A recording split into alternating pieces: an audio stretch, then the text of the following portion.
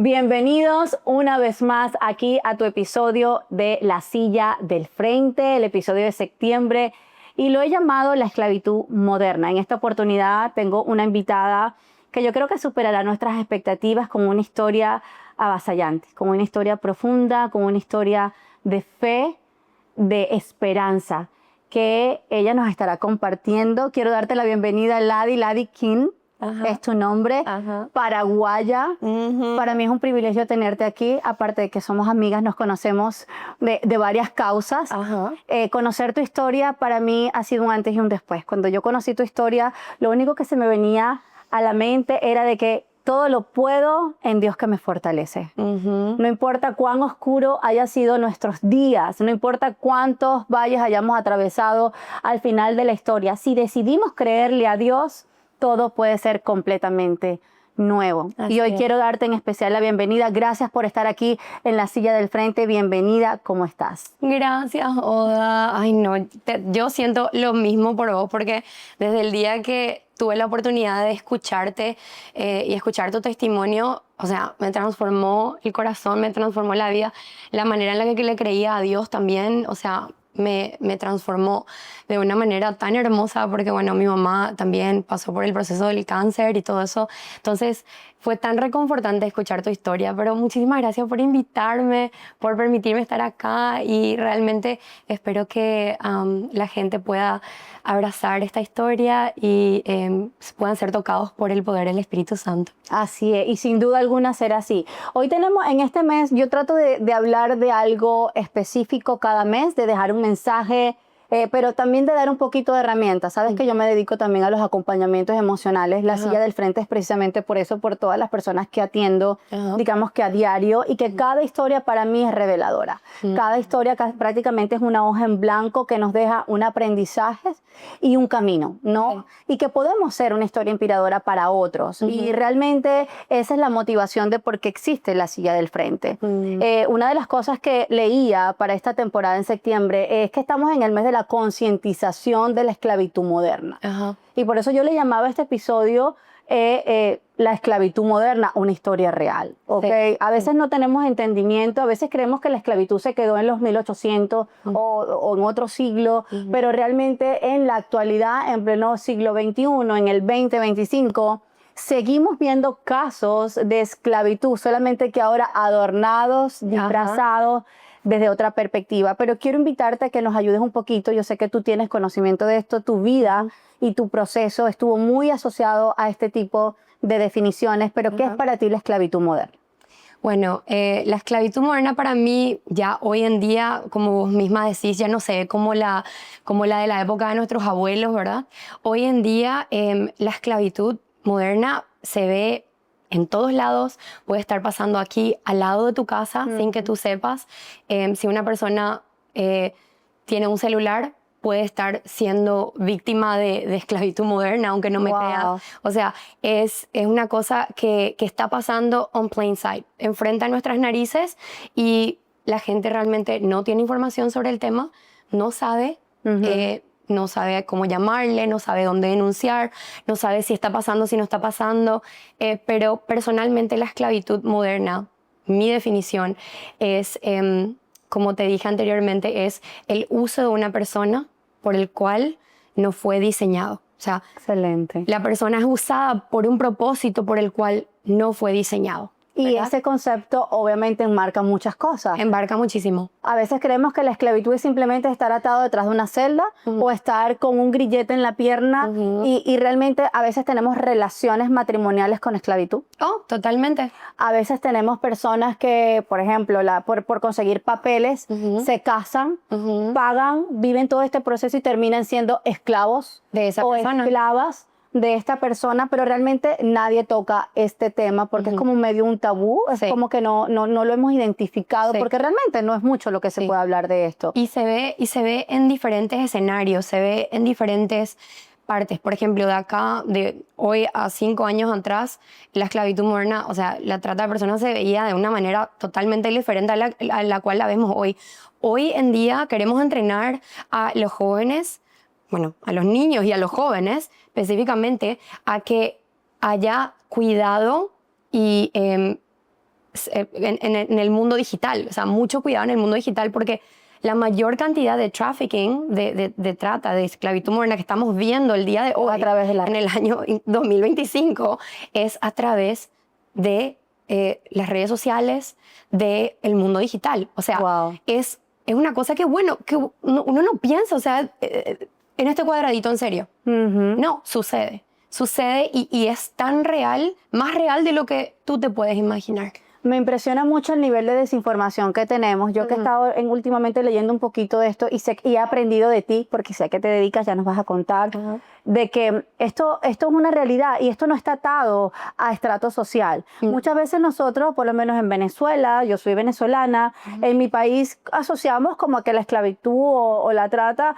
a aquella persona de menor recurso, del que no tiene recursos o el que no tiene cómo moverse de un lado a otro, que simplemente Vulnerabilidad. una vulnerabilidad y terminan siendo víctimas de esto, pero la realidad es que no necesariamente una persona puede vivir o experimentar este tipo de esclavitud simplemente por su clase social. Sí. Y tú eres un ejemplo de eso. Entiendo que tú vienes de una familia de Paraguay, una familia de dinero, decides venirte a los Estados Unidos muy joven, de 17 años, y luego...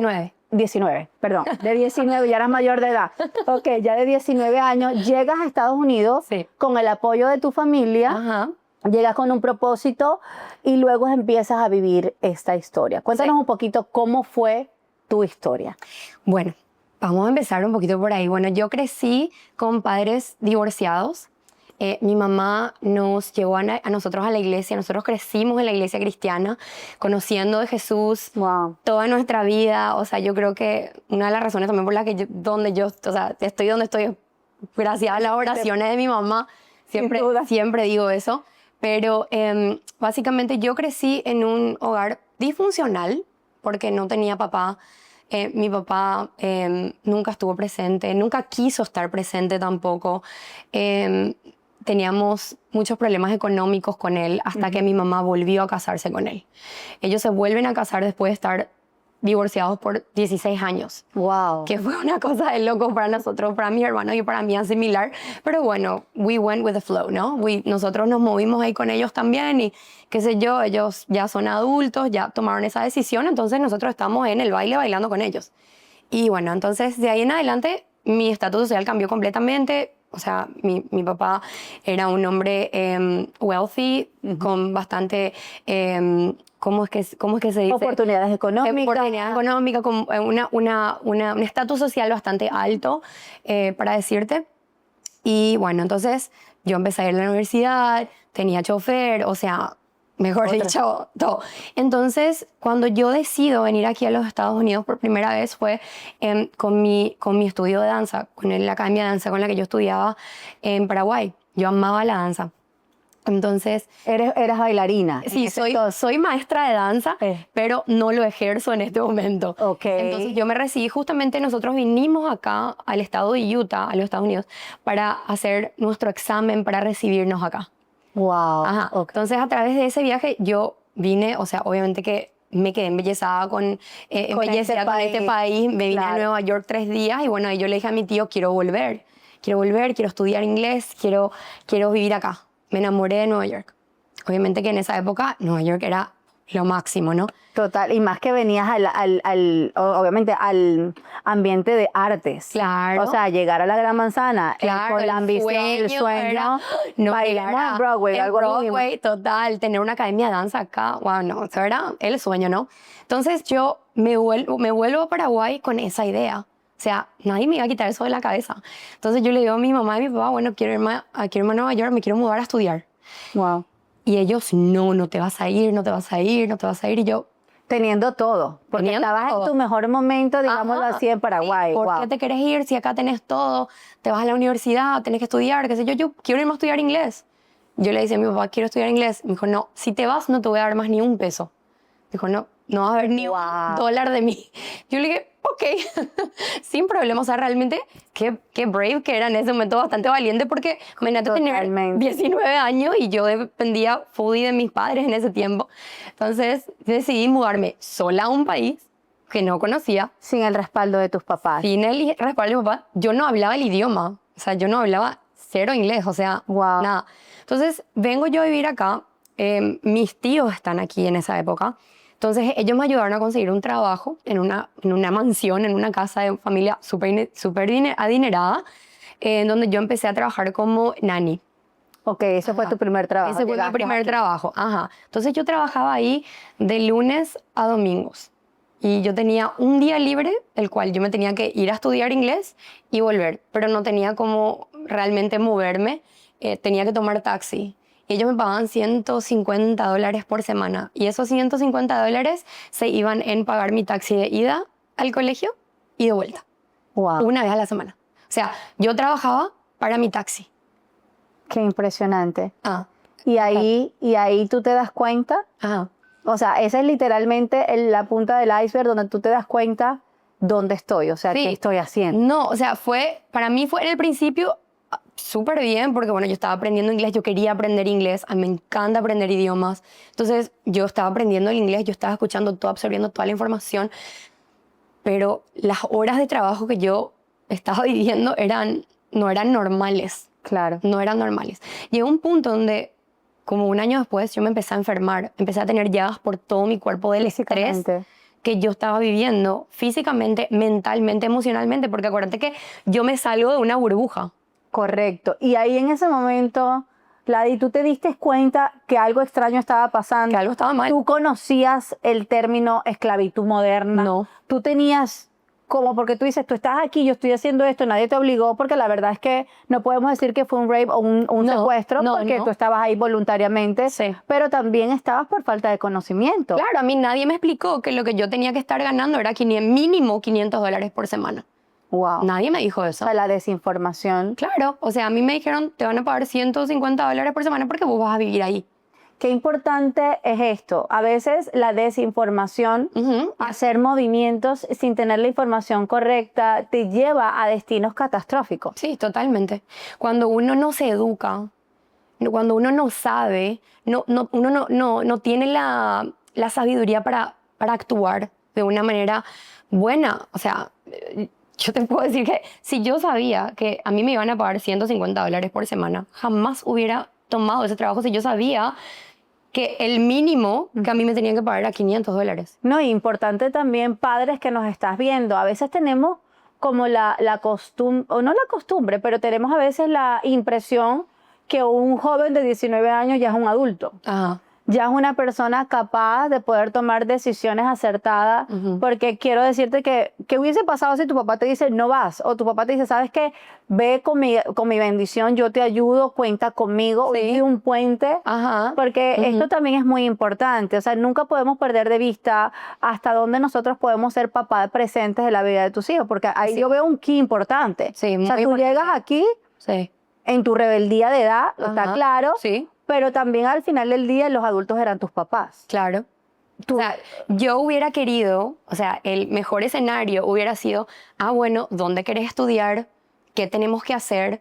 Tenés que vivir en algún lugar que esté cerca de tu colegio, donde vas a ir a estar estudiando inglés. Correcto. O sea, a mi papá no le faltaba el dinero para pagarme todo eso. Padre él que podía. nos estás viendo, totalmente, padre que nos estás viendo, a veces la rigidez. La rigidez que tenemos a veces como padres por querer hacer de nuestros hijos algo a nuestra manera, Mm, tratando de llenar a nuestros hijos de nuestras necesidades, tratando de que ellos cumplan nuestras propias expectativas, es un error garrafal. Y Sí. aquí nosotros, mi esposo y yo también trabajamos el tema de familia y somos consejeros de familia. Y una de las cosas que le decimos a los padres, sobre todo de jóvenes, Ujú. adultos, ya Sí. de 19 años hasta los 25 años en adelante, que todavía vivan con los padres, es que necesitamos respetar la individualidad, obviamente sin cruzar la línea. El Claro. respeto es vital en esa edad. Sí. El respeto y la comunicación, pero jamás podemos perder de vista que no importa la edad que tenga un hijo, Sí. sigue siendo hijo. Exactamente. Y nosotros no podemos olvidar ese error. Sí. ¿Qué pasó después de que te das Bueno. cuenta de esto? Yo después, como me di cuenta de esto, empiezo obviamente o sea, me empezó a dar una ansiedad horrible. No sabía qué hacer para salir de ahí. Una vez que me empiezan a salir las llagas, las personas con las que yo estaba trabajando me estaban desechando, me estaban tratando súper mal, súper despectiva en mente. Entonces yo digo, pues, ¿qué hago acá? O sea, ¿a dónde me voy? Claramente ellos no quieren que yo esté acá. porque fue tan feo que cuando ellos me veían a mí con las llagas, ellos hacían así, ay no, no quiero que se me pegue. Claro, o sea, Me fue horrible. literalmente, claro, un rechazo total. Total. Entonces yo no sabía dónde ir. Discriminación. Qué Totalmente. fuerte. Mis tíos ya se habían vuelto para Paraguay. O sea, que estabas sola en Yo el ya país. estaba sola, 100%. Entonces, ¿qué pasó? Encuentro yo a una amiga con la que yo crecí en mi país, a quien yo hasta hoy quiero mucho, nunca me voy a olvidar lo que hizo por mí. Esta amiga mía vivía con sus padres en Queens. Entonces ella me invitó a venir a su casa, a quedarme con ella. Sus padres me recibieron a mí con los brazos abiertos, me abrazaron, me cuidaron, no me cobraron renta Wow. ni una vez. O sea, ellos me ayudaron a sanar las llagas, me ayudaron a descansar, me entrenaron a cómo salir yo a buscar trabajo. Wow. O sea, realmente apoyaron. no, les amo con la vida hasta el día de hoy. Nunca me voy a olvidar de que ellos me ayudaron a sobrevivir y a pasar por ese proceso, ¿no? Bueno, en fin, yo buscaba trabajo y no encontraba trabajo por ningún lado. Todas las puertas se me cerraban. Yo me acuerdo que yo me levantaba a las 6 de la mañana y ya estaba en el tren a las 7 de la mañana para ir a la ciudad y me iba a tocar todas las puertas. Me iba a las agencias de trabajo, me iba a los restaurantes, me iba no sé, a cualquier tienda que esté por ahí abierta y yo metía mi resume, ¿no? Entonces, siempre buscaba trabajo y todas las puertas me cerraban. ¿Por qué? Porque yo no hablaba inglés. O sea, en ese tiempo ya me defendía un poquitito, pero ellos querían una persona que hable un buen inglés. En Claro. Nueva York En eso era importante. es totalmente diferente a lo que es ahora. Claro, sí. Obviamente el impacto latino obviamente ha aumentado a lo largo de los años. 100%, ajá. Pero entonces, como ellos querían una persona que hable inglés, y yo no hablaba perfecto inglés, yo decía, o sea, me defendía con algunas palabritas y ya, ¿no? Pero después de eso, yo empecé a conocer gente a través de mi amiga. Ella me presentó a esta persona, me presentó a aquella persona y así, hasta que llega un momento dado que yo, una de esas personas con la que yo había conocido, una de esas chicas que yo había conocido a través de ella, siempre venía con bolsas y con cosas de compras, marca y bueno, y cosas así. Yo, ¿de dónde trabajas? O sea, ¿cómo haces para ganar tanto dinero? Y ella me decía, no, Ladi, estas cosas no son para vos. Y yo, ¿pero por qué? ¿Dónde trabajabas? Contame. Y cuando ella me contó lo que hacía, ella maquilló todo. Claro. No, yo voy a un lugar y yo estoy bailando ahí con unos señores, yo les hago compañía y ellos me pagan. Y esa fue la pintura, ¿no? Claro, siendo tú bailarina, tú dices, bueno, Bueno, pero yo bailo. bailo. Claro, ¿por qué no? Yo sí o sí voy a poder hacer plata. Bailando, yo hago plata, sin problema. Entonces, ese fue, te voy a decir, mi punto de partida. Yo quería ganar, yo no tenía más plata ni para comprar un MetroCard, que es la tarjetita donde vos pasás para entrar por el metro. No tenía más ni O para sea, ya eso. tú estabas en un punto de desesperación. No, o sea, horrible. tú necesitabas sobrevivir y subsistir. Claro. Entonces, y yo hubiera podido volver a Paraguay. Hubiera dicho, no, ya no puedo más con esto, déjame, voy a volver a Paraguay. Pero tenía un orgullo adentro mío y una vergüenza de el qué dirán y de lo que iban a decir de mí. Ay, no, esta se fue y no aguantó y no progresó, entonces volvió con las manos vacías. Wow, quiero hacer una pausa allí porque es que esto es algo que no podemos dejar de mencionar. Total. Esto es, o sea, el pan nuestro de cada día en las comunidades latinas. O sea, esto es muy común en nuestros países, el prejuicio, el qué dirán, el a veces sacrificarte a ti mismo por simplemente saciar y satisfacer los comentarios de una sociedad. Y fíjate por qué lo rescato, porque todo esto viene de la falta del apoyo que tus padres en ese entonces te dieron. 100%. Papás ausentes, obviamente, ¿cuál es el resultado? Una joven insegura, Sí. una joven llena de temor y de vergüenza. Sí. Paso siguiente, ¿dónde comenzaste a trabajar? Bueno, entonces de ahí en adelante yo le pregunté, ¿por dónde vas? Y bueno, dije, acá a este lugar. Yo le dije, por favor, dame chance, quiero ir a probar. Si es que no me gusta, yo no vuelvo. Entonces fuimos el primer día a este lugar que era un strip club. Obviamente que yo no sabía que era un strip club hasta que me subí al main place, al lugar ahí donde estaba la barra y todo eso. Pero cuando entramos era como un downstairs, había unas escaleras que como que iban para un basement y ahí estaba en un pasillo todos los espejitos con todas las cosas de las chicas y las chicas no estaban vestidas con vestidos como ella me había contado. Vestidos lindos, vestidos así, como lo que nosotros usamos para salir a bailar en las discotecas. Correcto. Ellas estaban con lingerie, Con ropa interior. con ropa interior. Entonces yo miraba eso y yo decía, espera un rato, no, esto no parece lo que ella me había dicho. Entonces yo me puse mi vestidito. Yo me puse lo que Vamos a yo bailar, traje. claro. Entonces yo me arreglé, vuelvo, yo subo para arriba y lo que yo veo es completamente diferente a lo que ella me había dicho. Claro. Sabiste tu realidad. Vi mi realidad y dije, o sea, ¿y yo qué hago acá? ¿Yo qué hago acá?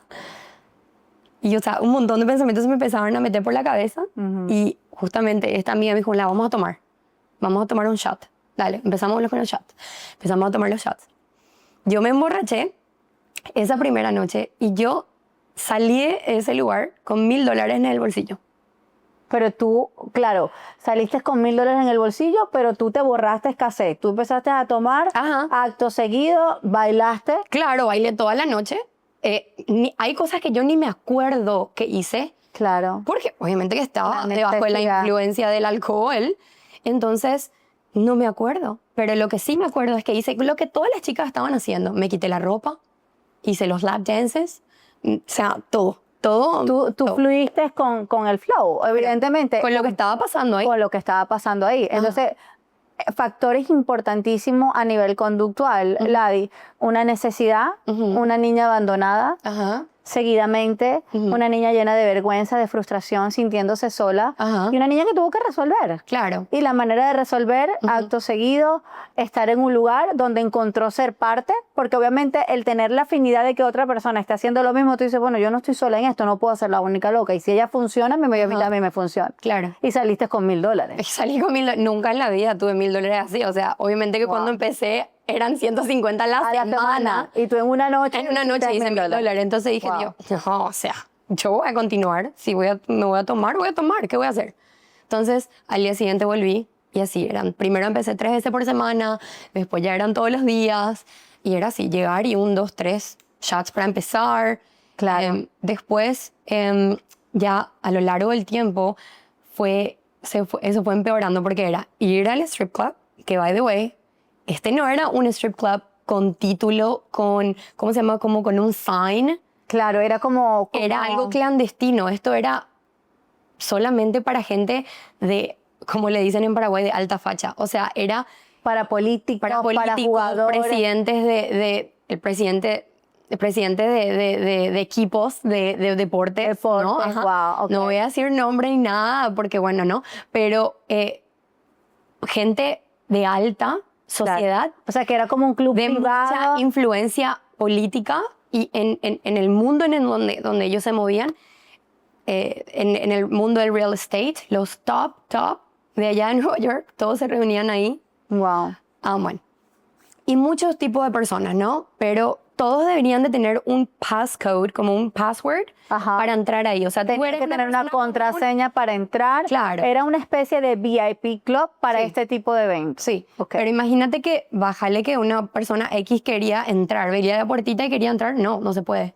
Claro, porque no tenía que estar en una lista. Tienen que estar en una lista y tienen que dar el password para poder entrar. Y si no tienes, no entras. Ok. Entonces, era exclusivo.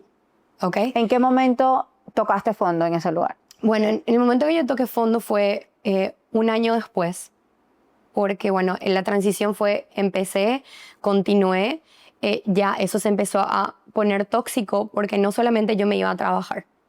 Después de trabajar yo salía a bailar a las discotecas y terminaba durmiendo con hombres. O sea, fue un círculo vicioso que te llevó a una cosa peor que la otra. Claro, correctamente. Y yo estaba tan vacía de amor. O sea, yo quería que alguien me ame. Yo quería que alguien me valore. Yo quería que alguien vea el valor en mí y que me ame por quien yo era. Wow. Sin embargo, lo estaba buscando en los lugares completamente equivocados. ¿Me entiendes? Entonces, yo me olvidé de Dios. Yo me olvidé del Dios con el que crecí. Porque para mí era, ¿cómo me permití que yo esté acá y que tenga una vida así? No, y que si Dios, o sea, ¿dónde estás tú, Dios? Si se Ajá. supone que papá, que es el que me ama, que es el que está aquí, Ajá. me puede abandonar, tú Sí. dijiste, él también me abandonó. Claro, exactamente. Y para mí, toda la culpa la tenía él. Toda la culpa la tenía él. Entonces yo no quería ¿Dios saber o tu nada papá? de Dios. No, Dios, Dios. Entonces yo me aparté completamente de él. Hubo un día en el cual yo ya estaba, ya empecé a ponerme sobria porque llego yo al trabajo, empiezo a tomar y me empiezo a enfermar. Vomitado, vomitado, vomitado. O sea, ya casi ni podía trabajar. Empecé a dejar de hacer dinero porque ellos, los clientes, solamente quieren estar con las happy, clappy girls and, you know, the go-getters and everything. Correcto. Y yo, ya tu estado de ánimo estaba, mal. obviamente habías entrado en un estado enfermizo. Sí, yo ya estaba deprimida, tenía una vergüenza horrible, o sea, eso ya estaba, mejor dicho, en mi piel, ¿me entiendes? La vergüenza que yo tenía y la depresión, o sea, se me veía, pero hasta en las pestañas, o sea, era horrible. Y como no podía anestesiar Con el alcohol. con el alcohol, yo ya no quería más, no me daban ganas. Y cuando iba era porque, ay, lo tenía que hacer y ellos se daban cuenta, entonces ya, yo no quiero estar con esta.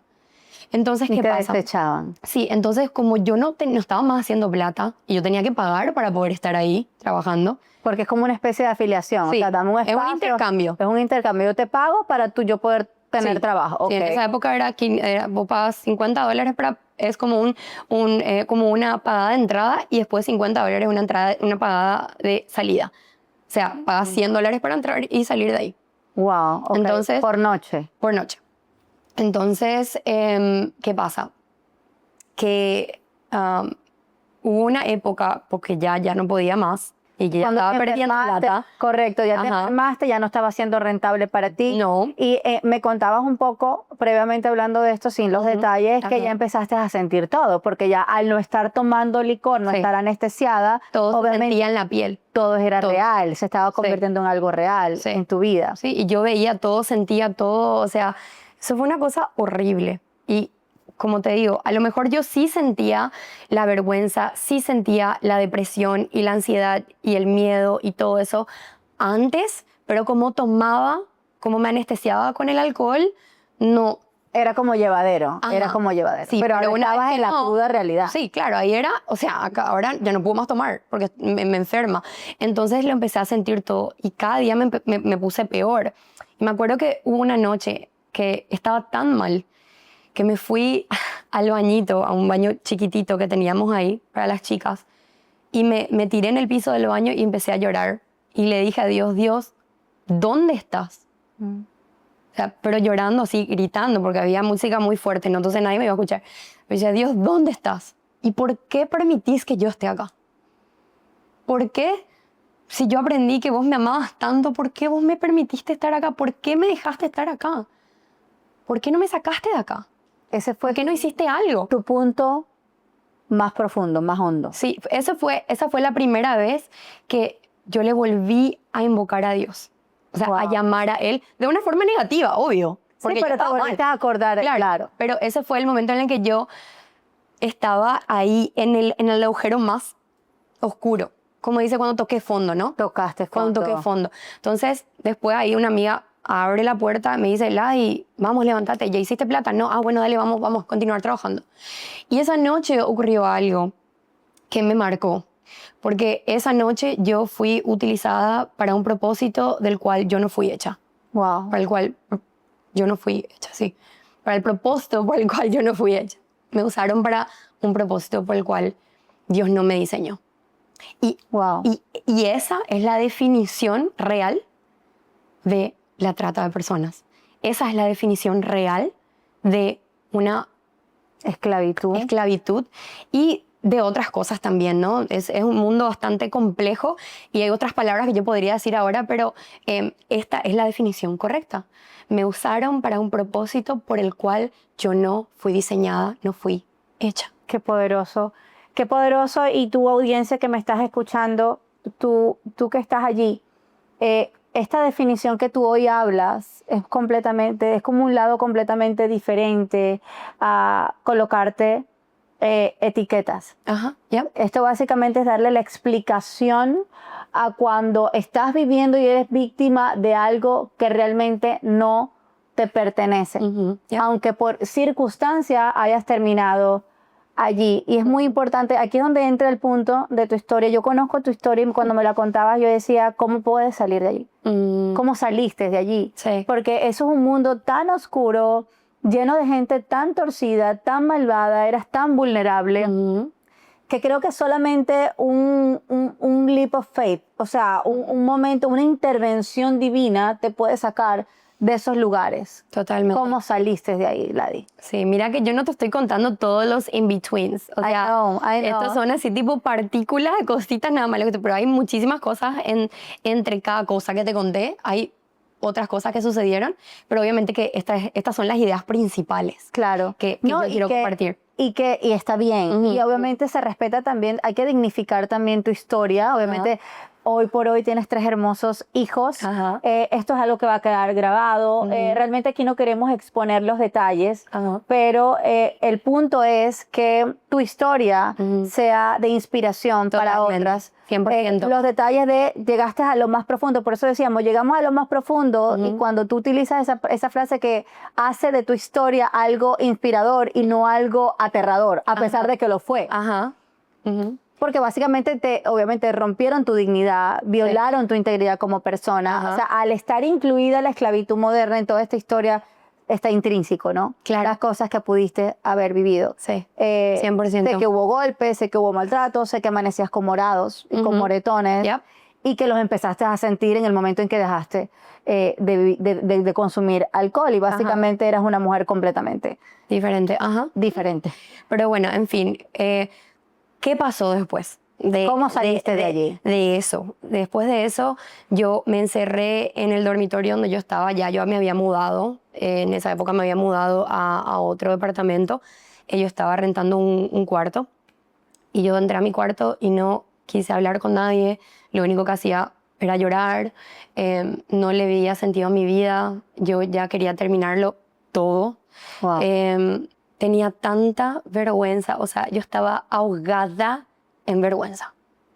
O sea, yo creo que estaba ahogada en orgullo, pride, en vergüenza, shame y en miedo. Porque miedo de que alguien alguna vez se entere de mi familia que yo fui eso, que yo me convertí en una persona que trabajó en esos lugares. O sea, en Paraguay, no. Wow. O sea, mejor dicho, nunca vas a volver a ver la luz del día.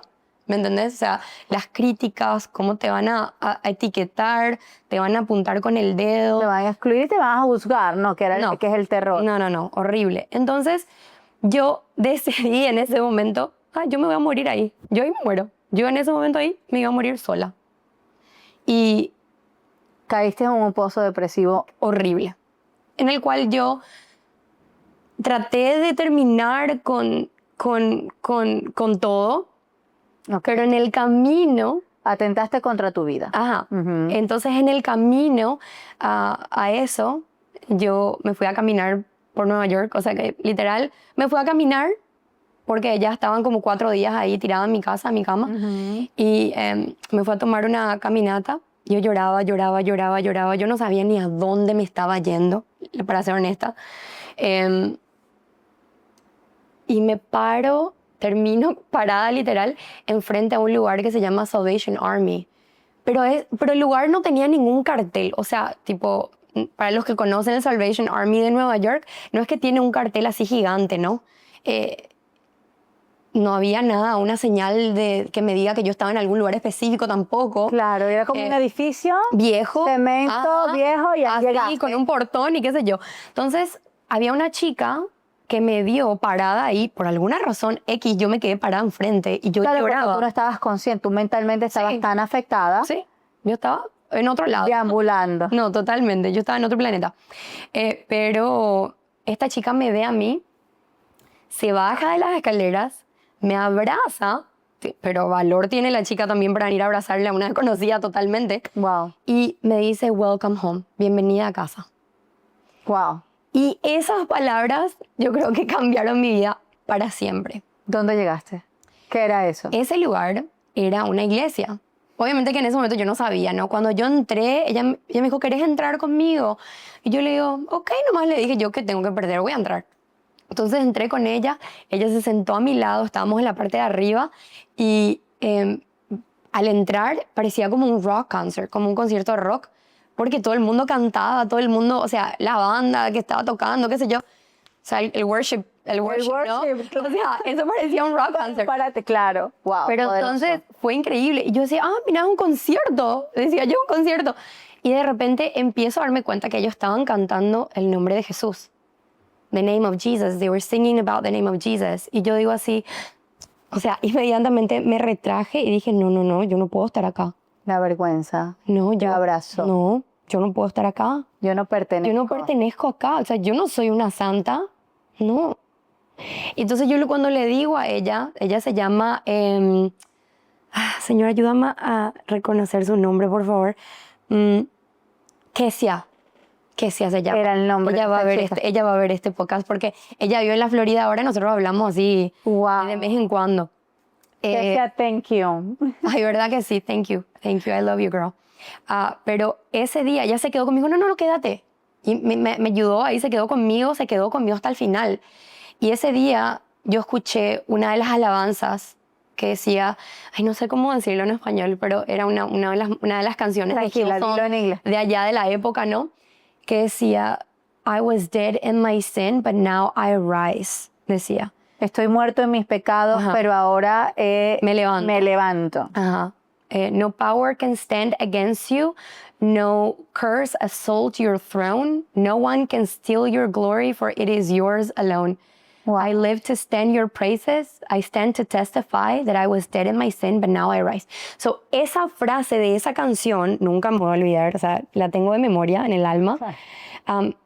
Porque escuché eso y dije, o sea, yo estoy muerta en mi pecado. Yo realmente sí estoy muerta en el pecado. Hoy, o sea, quise terminar con todo. Pero sin embargo, mira dónde terminé. O sea, terminé a la casa, literal, en la casa de Dios. Qué impresionante. En la casa de mi padre terminé. Qué impresionante. Me impresiona demasiado esta historia y desde que te la oigo, yo te la oigo y yo digo, esto es algo que el mundo tiene que saberlo porque esto no es un tema de religión. Ajá, no es. Esto no es un tema, o sea, tú no saliste ahí a tocar puertas de iglesia, tú no saliste de ahí a preguntar a dónde, Dios te llevó a un lugar para que supieras que a pesar de que estabas en lo vil y en lo menospreciado, Él me llevó a casa. Él me llevó a casa. Por eso te dijeron, welcome home. Ella me llevó a casa. Y en el peor momento de tu vida, Él estuvo y te rescató. Total. Y hoy quiero dejar este mensaje así rapidísimo. Tú que me estás oyendo, si hoy es el peor momento de tu vida, si hoy estás en ese hueco donde no te sientes merecedor, donde sientes que estás muy lejos de Dios, yo quiero decirte que a pesar de lo que sientes, Dios está allí. Sí, más y Dios cerca. te está viendo, está más cerca de lo que tú crees. Tu vida cambió ese día.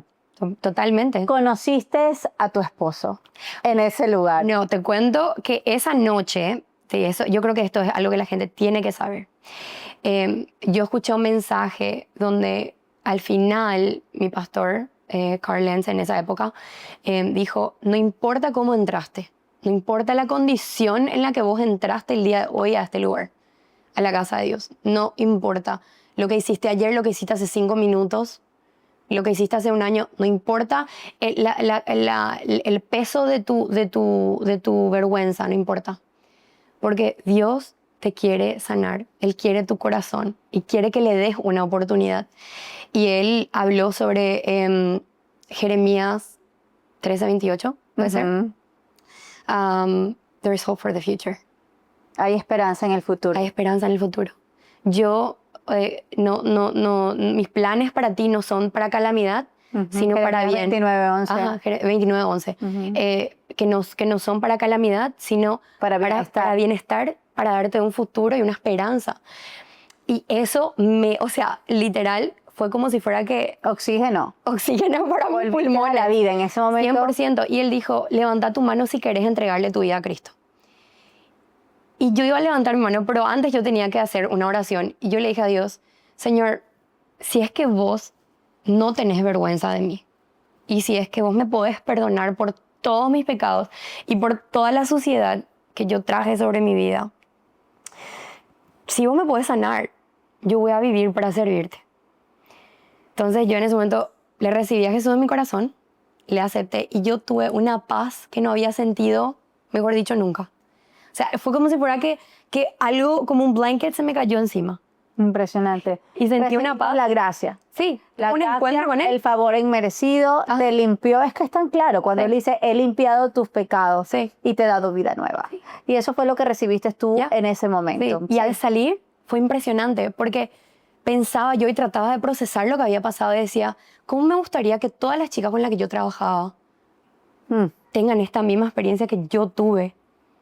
Y desde ahí nació un propósito hermoso, que fue Her Hope, Wow. que fue el ministerio que yo empecé en Nueva York hace años atrás. Corazón de esperanza. Se llama Her Hope, vendría a ser la esperanza de ella. La esperanza. Her hope, su Her Hope. esperanza. Ya. Wow, poderoso. Esperanza para ella. Pero nosotros íbamos una vez al mes, empezamos un strip club ministry, donde nosotros nos íbamos a los burdeles y llevamos regalitos para las chicas y nos íbamos a amarles. Nosotros no íbamos ahí a decirles, salí de acá, estás mal, esto que estás haciendo, no. No, nosotros estábamos ahí y le decíamos, ¿cómo estás? ¿Qué tal Estás tu noche? preciosa. Sos tan hermosa. Papá Dios te ama mucho. Dame un abrazo.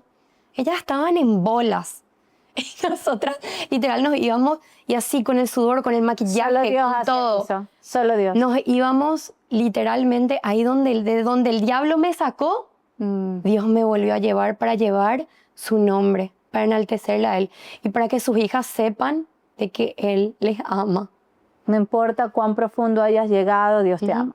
Qué bello este mensaje, Ladi, me parece espectacular. Yo sé que hay mucha historia de contar con todo esto, pero nos encantaría que compartas con nosotros este desenlace. Dale.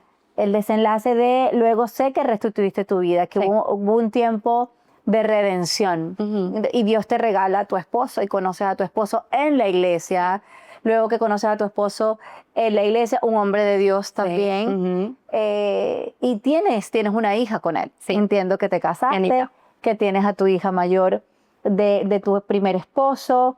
Seguidamente viene un tiempo de desierto, porque a veces creemos que cuando pasamos los momentos más oscuros, las pruebas se expiran y las pruebas no vienen más. Y resulta que la vida no es una línea recta. La vida está llena de valles y de montañas. No importa lo que estés viviendo, lo importante es donde pongas tu mirada. Exacto. Pero ya Dios te había redimido de todo ese tiempo. Dios te había regalado la redención, hiciste tu familia, conoces a este hombre de Dios. ¿Y qué pasa después? 5 años después de estar casados, 6 años, voy a decir la verdad que fueron casi 6 años después ya de estar casados, mi esposo totalmente de la nada se me muere. Él le dieron 3 ataques cardíacos, paros cardíacos. Okay. Y cuando él estaba trabajando en Nueva York, nosotros ya estábamos viviendo acá en la Florida en esa época y él había vuelto a Nueva York para trabajar por un tiempito.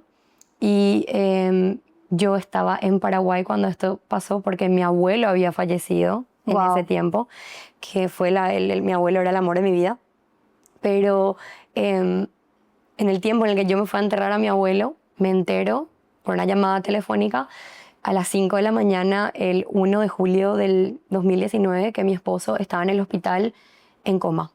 Wow. Y obviamente, o sea, recibir ese tipo de noticias, nadie quiere recibir esa noticia. O sea, nadie. Tú no quieres recibir esa noticia porque tú te quedas en un trance shock que yo no te puedo explicar. O sea, era una cosa como que yo la tenía a Siana en mis brazos y yo estaba bebé, a tu hija, caminando de arriba para abajo de la casa tratando de entender qué era lo que estaba pasando. Lo único que me acuerdo era decir, yo necesito irme a Nueva York ya. Por favor, que alguien me compre un ticket porque necesito irme ya a Nueva York. Entonces me compraron un ticket, yo volví a Nueva York. Al día siguiente llegué a Nueva York, dejo a mi hija con mi comunidad preciosa de la iglesia Hillsong en Nueva York. Les amo. Ellos me cuidaron a mi niña todo ese tiempo. Todo ese tiempo en lo que tú estabas en el hospital, porque tu esposo estaba en cuidados intensivos. ¿Cuánto tiempo fue ese periodo? Ese tiempo fue 9 días. Él estuvo en terapia intensiva, en coma, 9 días. Y después de 9 días su cerebro murió. Y el Señor se lo llevó para para poder cumplir otro propósito. Eso es todo o sea, esa es la única respuesta que yo tengo. Por muchos años me pregunté por qué se fue, por qué tuvo que ser él, por qué me tocó a mí, por qué a mi hija. Sin embargo, nunca voy a, o sea, en este lado de la eternidad no voy a obtener la respuesta, pero yo sé que algún día, cuando yo esté cara a cara con mi padre, yo sé que voy a tener todas esas respuestas y todo va a tener sentido. Es más, hoy en día ya cobra sentido mucho, pero hay cositas que uno siempre quiere saber. Pero me quedé sola con mi bebé, volví acá. Cuando volví acá, como te estaba contando, me quedé prácticamente sola porque todas las personas que yo pensaba que eran mi soporte se alejaron de mí. Y yo creo que eso también tuvo un propósito porque el hecho de que yo me haya quedado sola, Con tu hija. Ajá, con mi hija, casi completamente, sin tener mucho soporte de amigos o de familia, porque mi familia estaba en Paraguay y yo tenía mis amistades más cercanas, ¿no? Pero cuando el tiempo pasa, vos te quedas con tu grief, con tu luto, y la gente sigue viviendo, ¿no? Claro, o sea, es como pasa de moda la noticia. Claro. Lo hemos vivido y, Ya pasó. y es una realidad. Ya pasó, pero esa es tu realidad. Exacto. Entonces Ladi quedó con la beba en su realidad, tratando de entender en qué momento procesar esto. Ya Dios te había sacado de noches de oscuridad y ahora volvemos a otra noche de oscuridad. Sí. Okay, ¿cómo saliste de allí? Bueno, yo te puedo decir que no tomé las mejores decisiones en el proceso porque estaba tan perdida, tan dolida, con tanto miedo, con tanta incertidumbre. No supe cómo llevar mi viudez los primeros 3 meses. Fue muy difícil. No vine o sea, yo no me quedé viva con un manual que me diga, ay, no, así tenés que vivir, esto tenés que hacer. O sea, no llegó un manual para mí. Nada más, o sea, como que hay que resolver. Resuelve, mija. O sea, estás con tu hija, ahora tenés que trabajar, ahora tenés que mantener tu casa, tu hija, pagar todas las cuentas, todo. Entonces, en ese proceso me sentí como que Dios me abandonó. Nuevamente, como que Dios me dejó. Y no sabía cómo orar. No sabía cómo orar. Ponía alabanza porque yo quería que mi hija escuche alabanzas. Mi hija comenzó a ir a un daycare de una iglesia cristiana, el cual estoy muy agradecida por eso. ¿Papá y mamá no estaban cerca en ese momento tampoco? No, todos estaban en Paraguay. Okay. Ya yo había restaurado mi relación con mi papá en ese tiempo, pero ellos estaban más por teléfono que otra cosa. Entonces... te tocó este otro valle. Me tocó este otro valle. ¿Y qué pasó? Hubo un momento dado en el cual Dios me confrontó cuando yo estuve en el hospital. Me dio una gastritis horrible por tratar de anestesiar el dolor otra vez. Y en el hospital Dios me confrontó y me dijo, esto vos no lo vas a poder caminarlo sola. O sea, o te hundís o te levantás. Y la única forma en la que te vas a levantar es si caminas conmigo. Y yo estaba tan enojada con él, me acuerdo estar tan enojada con él. ¿Por qué no hace esto? ¿Por qué le hace esto hacia Anita? O sea, vuelvo y te digo, la culpa, ¿no? La culpa la tenía él. La culpa la tenía él. Entonces... y es una realidad. Muchas veces en los momentos más oscuros de nuestra vida es más fácil culparnos que responsabilizarnos. Total. Una de las cosas que yo enseño siempre desde este lado de la silla es que cuánta responsabilidad afectiva de las decisiones que has tomado puedes apropiarte, de cuánto te puedes apropiar. Sí. Porque desde que tú determinas tu condición, ahí es que vas a comenzar un proceso de sanidad genuino. 100%. Mientras estemos culpando a un tercero de nuestra situación actual, nunca vamos a poder salir de la iris de la situación. Total. Al final del día, tu vida es el reflejo de cada una de las decisiones que tú has tomado. Sí. En buen término, en mal término, en lo que eres. Sí, total. Entonces, esa noche en el hospital me cambió la vida porque esa noche yo aprendí que yo tenía que hacer paz con mi luto. Así es. Que yo tenía que conocer a mi luto. Claro, sentarte, tomarte un café con él. No, totalmente. Y dejar que mi luto me enseñe. O sea, mi luto iba a ser la cosa que me iba a construir a mí, no que me iba a destruir. Así es. O sea, eso fue lo que me dijo Dios en ese momento. Yo lo sentí. O sea, fue, tu luto te va a destruir o te va a construir, pero lo tenés que hacer conmigo. O sea, yo me voy a sentar ahí a tu lado. Si tú no te agarras de mí for dear life, como si fuera que tu vida depende de esto, no vas a llegar a ningún lado. Y es que básicamente en el mundo hay aflicciones, o sea, no estamos exentos al dolor. Sí. El dolor es parte de la vida. Sería bastante naif o bastante ingenuo creer que vas a pasar una vida llena de victorias. Sí, totalmente. No es así, porque para tener una victoria hay que tener un proceso. Total. Porque si no, ¿qué gobiernas? ¿Cuál es la Claro, victoria? ¿No? ¿A obvio. qué le ganaste? Ajá. Entonces, para mí es tan importante hacer énfasis en esto, Ladi, porque es cómo la vas a batear. Claro. O sea, no es este concepto de motivación desde el positivismo enfermizo. No creo en la psicología positiva, donde todo es mente positiva. No es real, no es accesible, no es algo sostenible, porque eso no es la vida. Pero lo que sí te sostiene es la mano de Dios. Y te cuento cómo. Así es. Después de ese viaje, yo volví a mi casa en la Florida y me metí a mi cuarto a orar. O sea, literal, hice espacio en mi closet. Y me iba ahí todas las noches después de que mi hija estaba durmiendo y me tiraba a llorar. Y todo lo que salía de mi boca era, clamor. Por favor, ayúdame, ayúdame. Era todo lo que podía salir, era ayúdame. Y yo le tenía ahí, yo sabía que Dios estaba ahí conmigo. Yo me acuerdo que me ponía la chaqueta de jeans favorita de mi esposo y me tiraba en el closet a orar y a pedirle al Señor que me ayude. Y por meses eso era todo lo que salía de mi boca.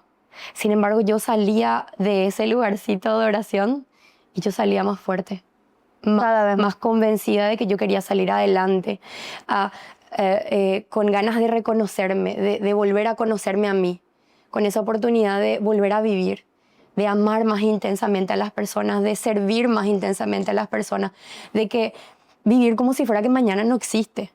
Qué impresionante. Ajá. Hay una frase que yo amo mucho. La creé cuando viví un proceso en el 2023 de salud que tú conoces. Sí. Y es que yo te escucho hablar y es literalmente cómo tú recibas la prueba. Porque lo que tú estás diciendo es muy cierto. O sea, el sufrimiento en las manos de Dios no es para muerte, es para renacer. Sí, total. Y por eso tú cada vez que entrabas a la presencia de Dios, que era tu recurso, obviamente cada quien tiene su recurso, para ti era Dios en ese momento, tú entrabas a buscar dónde ponías tu mirada, era en Él y salías más reconfortada, porque había propósito en el dolor. Cuando hay propósito en el dolor, la victoria está asegurada, por más que duela. Sí, 100%. Y ¿sabes qué? En una de esas noches, cada día mi espíritu se levantaba más. Entonces yo ya empezaba a orar, tenía más palabras para decir y luego empecé a abrir mi Biblia. Y empecé a tomar nota, empecé a escribir de todas las cosas que me estaban pasando en ese proceso. Y el Señor me dio Isaías 54. Y en Isaías 54, o sea, habla claramente lo que a mí me estaba pasando. O sea, Él me sacó a mi esposo, pero Él se volvió mi esposo. Wow. De una forma u otra, Él se volvió mi esposo. Y Él me prometió que yo iba a tener más hijos. Me prometió una vida fructífera. Me prometió una vida, o sea, mejor dicho, que iba a impactar a mucha gente y le iba a hacer creer a la gente de que hay un Dios que es bueno. Que la naturaleza de Dios es para bien y no para mal. Y ahí es cuando yo digo renaciste. Ah, totalmente. Porque ahí es cuando yo creo que sale Ladi King. De hecho, que tu apellido... es el apellido de tu esposo actual. Y luego de tanto dolor, de tanto sufrimiento y de morir para renacer, hoy tienes una historia completamente diferente.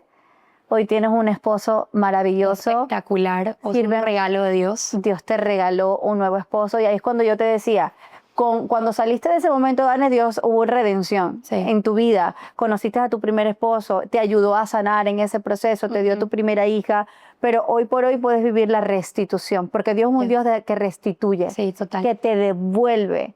¿Me entiendes? Que no importa cuánto el enemigo te haya robado, Él te devuelve el 100 y el 101% de aquello que se te fue robado. Hoy tienes 2 hijos más, aparte tienes 3 hijos, eres una mujer casada felizmente, sé que tu esposo y tú sirven al Señor. Y quiero que ya para cerrar, creo que se nos acabó el tiempo, pero no nos podemos ir sin que cuentes el desenlace de esta historia profunda, difícil, pero maravillosa. Hoy por hoy, ¿a qué te dedicas? con tu esposo, ¿qué es lo que haces? Bueno, mi esposo es el pastor de mi hogar. Oh my God. Él sirve en nuestra iglesia, pero él es el pastor de mi hogar.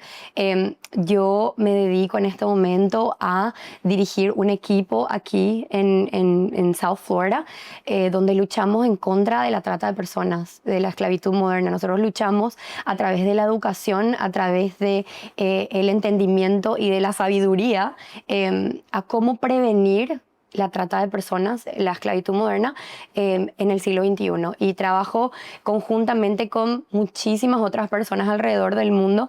Todos trabajamos debajo de la sombrilla del A21, del A21 Campaign. De Christine Caine. Christine Caine. Ella es la fundadora con su esposo del A21 Campaign. Espectacular. ¿Cómo podemos decirle a la gente que nos está oyendo, si tú quieres ser parte, si esto a ti te ha tocado, te ha movido un poco y tú quieres ser parte de esta visión, Sí. de esta organización, ya sea que quieras colaborar con tiempo, recursos, que simplemente quieras unirte a esta causa, yo voy a tratar de colocar aquí en algún lugar del YouTube, de Instagram o donde estén publicados este podcast, tu información, ¿okay? Tus redes sociales, tú me vas a, sí, para que te puedan apoyar. Yo creo de que el sufrimiento, cuando no se le da propósito, te lleva a muerte. Total. Pero lo que tú has hecho es convertir tu sufrimiento, tu historia, en una historia completamente llena de vida. Amén. Tú volviste a nacer para poder derramar vida a otras personas. Y ahí es donde el dolor vale la pena. Amén, así es. Muchísimas gracias por darme este espacio. Espero que mi historia le haya tocado a alguien, le haya sido de bien a una persona, que cada palabra que nosotros intercambiamos haya sido sanadora para alguien y para entender de que ellas no están solas, de que ellos no están solos y de que Dios está contigo, Jesús está contigo físicamente, aunque tú no lo veas, Él está contigo, está ahí. Así es, y así es. Y esto ha sido la historia de Laddie King, mi amiga preciosa, valiente, que hoy vino a traerte una palabra de esperanza. Esto es una historia real, señores. Aquí no hay guión. Esto es una historia real como la que tú vives a diario. No sabemos lo que lo que cada quien vive, pero lo que sí te puedo decir que es tu decisión de qué manera lo vas a ver, porque el sufrimiento en las manos de Dios no es para muerte, es para renacer. Esto fue La Silla del Frente con Odaniesca Villasmil. Por favor, si esto causó un impacto en tu vida, compártelo, regálaselo a alguien y no te olvides ser parte de comunidad a través de mis redes sociales, Instagram Odaniesca, y puedes visitarme también en mi página web www.odaniesca.com. Muchísimas gracias, que Dios te bendiga y nos vemos en octubre. Bye bye. Bye.